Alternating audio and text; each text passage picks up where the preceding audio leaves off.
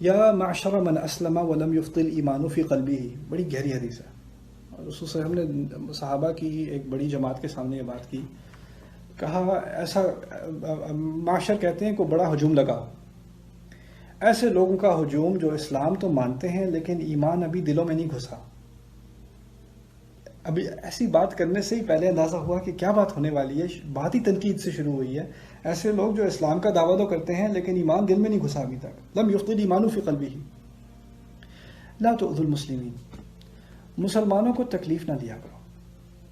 پہلے الفاظ، مسلمانوں کو تکلیف نہ دیا کرو. یہاں تک کی بات ہو جاتی نا تو بہت تھی، کیونکہ اگر پہلی بات سے دوسری بات کو جوڑیں تو کہنے کا مقصد کیا ہے، کسی کے دل میں ایمان ہو تو کیا نہیں کرے گا، کسی اور مسلمان کو تکلیف نہیں دے گا. یہاں پر کسی نے مجھ سے پوچھا تھا ایک دفعہ، یہاں یہ کیوں کہا مسلمانوں کو تکلیف نہ دیا کرو، اس کا مطلب ہے غیر مسلمانوں کو دیتے رہے؟ خیر ہے، اس کا بھی میں جواب دے دوں آگے جانے سے پہلے. دیکھیں، میرے بچے اگر آپس میں لڑ رہے ہیں، بھائی دو بیٹے آپس میں لڑ رہے ہیں، میں دونوں کو بٹھاؤں ساتھ. بھائی نہیں لڑتے آپس میں، بھائی ایک دوسرے سے اس طرح نہیں کرتے. اگر میں ایسا کہوں تو اس کے دماغ میں اگر یہ بات ہے ہاں بھائی نہیں کرتے، میں ہمسائے کے لڑکے سے جا کے میں اس کو ٹھڈا مارتا ہوں جا کے. ایک موقع محل ہوتا ہے جس میں ابھی گھر کی بات ہو رہی ہے، باہر کی بات کا مطلب یہ نہیں باہر کی بات کی نفی ہو رہی ہے. آپس میں اچھے رہو، دوسروں کو دوسروں پہ کیچڑ اچھالتے رہنا خیر ہے. پاگل ہو گیا؟ جب گھر کی بات ہو، میں اس سے کہوں بھائی بھائی سے محبت کرتے ہیں، اچھا ٹھیک ہے، does that mean we can hate everyone else? No, that's not what that means. تو یہ کہنا کہ یہاں مسلمانوں کی بات ہو رہی ہے تو غیر مسلمانوں کی تو چھٹی نہ، یہ شیطانیت ہے. خیر، اس بات کا جواب ہو گیا. لا تؤذوا المسلمین، مسلمانوں کو تکلیف نہ دیا کرو. اب تکلیف کو بھی سمجھ لیجئے. تکلیف کا مطلب کیا ہے؟ میں نے کسی کو ڈنڈا تھوڑی مارا ہے، میں نے پتھر تھوڑی پھینکا، اس کو تکلیف تھوڑی ہوئی ہے. تکلیف بھی جسمانی ہوتی ہے اور روحانی ہوتی ہے. دل کو تکلیف دینا، یہی تو تکلیف ہے جو موسیٰ کو دی جاتی تھی. لا تکونوا کالذین آذوا موسیٰ، موسیٰ ان کی طرح مت بننا جنہوں نے موسیٰ کو تکلیف دی. جنہوں نے موسیٰ کو تکلیف دی، ان کو کیا تکلیف دی؟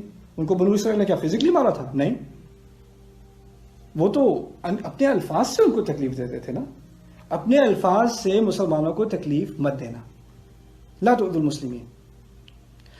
پھر آگے بات، تکلیف کیسے مت دینا، اس کی وضاحت کریں گے خود نبی علیہ الصلوۃ والسلام. ولا تتتبعوا عوراتهم، غور سے سننا، ان کے ذاتی معاملات کے پیچھے نہ پڑ جانا. مسلمانوں کو تکلیف نہ دینا. کس طرح تکلیف نہ دینا؟ ان کے ذاتی معاملات کے پیچھے نہ پڑ جانا. پتا تو کروں ہو کیا رہا ہے، ذرا بتائیے تو صحیح کیا ہوا تھا. ویسے کچھ سننے میں آیا، اگر آپ کلیئر کر دیں تو بہتر ہوگا. اچھا، آپ کس کے لیے بہتر ہوگا؟ آپ کو کیا ملے گا کلیئر کرنے سے؟ آپ کو پوری کہانی چاہیے ساری تفاصیل کے ساتھ، پھر آپ کا دل تسلی میں آ جائے گا، پھر ٹھنڈ پڑے گی آپ کو. کسی سے آپ کے ساتھ، آپ کو اگر کسی نے الزام لگایا، آپ کے ساتھ کوئی حادثہ پیش ہوا، بات اننیسیسریلی پھیلی، کسی نے آپ کے ساتھ جھوٹ بولا اور آپ سے آ کے کوئی ہمدردی میں کہے آپ کے بارے میں بڑی بری باتیں کہی گئی تھیں، اگر آپ ذرا کلیریفائی کر دیں تو میری تسلی ہو جائے. چلو آپ کی تسلی ہو جائے. آپ کی تسلی کے لیے میں ذرا اپنی فیملی البم لے آؤں، پھر ہم کھول کے بات کر لیتے ہیں پوری خاندانی طے. کہاں سے شروع کریں؟ ولا تتبعوا عوراتهم، ان کے ذاتی معاملات کے پیچھے مت پڑا کرو. ومن تتبع عورت اخیہ، اور جو اپنے مسلمان بھائی یا بہن کے ذاتی معاملات کے پیچھے پڑ گیا.